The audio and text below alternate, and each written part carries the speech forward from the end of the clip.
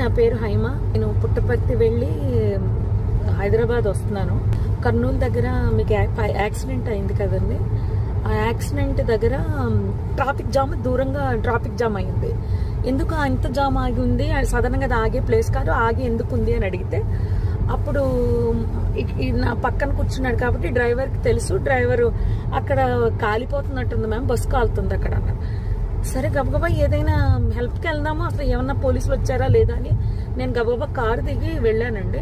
వెళ్ళేసరికి బస్సు తగలబడిపోతుంది. కొంతమంది కింద కూర్చుని ఏడుస్తున్నారు, ఎవరెవరు ఉన్నారని ఏడుస్తున్నారు, కొంతమంది టెన్షన్ పడుతున్నారు, ఇలా ఉన్నారు. ఆ బస్సుకు సంబంధించిన వాళ్ళు అలా వాళ్ళ పరిస్థితి అలా ఉంది. అక్కడ ఉన్న మిగిలిన జనం అండి మొబైల్స్తో వీడియోస్ తీసుకుంటున్నారండి. ఎవరైనా పోలీస్కి కాల్ చేయలేదు. నేను కార్ దిగి వచ్చే హడావుల్లో ఫోన్ ఏమో కార్లో వదిలేశాను. ఫోన్ వర్షం పడిపోతుంది పక్క నుంచి, ఫోన్ టచ్ చేయడానికి కూడా ఎవరిదైనా అడిగి తీసుకుని టచ్ చేద్దామని వర్షానికి తడిచి అది పని చేయట్లేదు. నేను మళ్ళీ గబగబా కార్ దగ్గరికి వెళ్ళి వెంటనే కర్నూలు ఎస్పీ గారికి అండ్ ఎస్బీ ఇన్స్పెక్టర్ గారికి కాల్ చేశానండి. లక్కీగా ఎప్పుడో నెంబర్స్ ఉన్నాయి. కాల్ చేస్తే వాళ్ళు ఇమీడియట్లీ రెస్పాండ్ అయ్యారు. వాళ్ళు రెస్పాండ్ అయిన కాసేపటికి రూరల్ సిఏ గారి బృందం అంట వాళ్ళు వచ్చారు. దాని ముందే ఫైర్ స్టేషన్ వాళ్ళు వచ్చేసారు. అంబులెన్స్, పోలీస్ వారు వీళ్ళందరూ వచ్చేసారండి.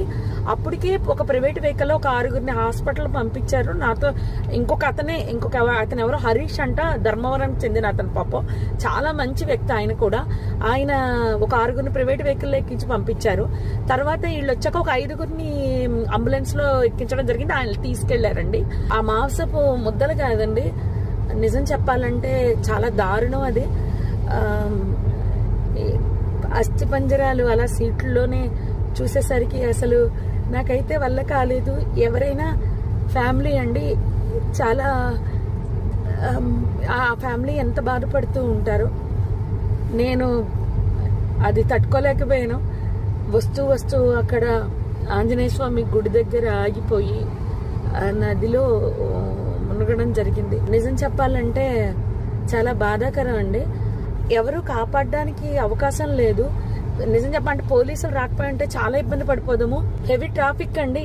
పోలీసులు లోపలికి రావడానికి బయటకి కూడా ఉండకపోను. ఇన్ఫర్మేషన్ ఇవ్వడంతో క్లియర్ చేసుకుంటూ వస్తూ మొత్తం లోపలికి వచ్చారు.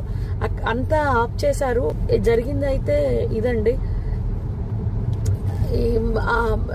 ఆ బస్ కిందనే బైక్ ఉండిపోయింది.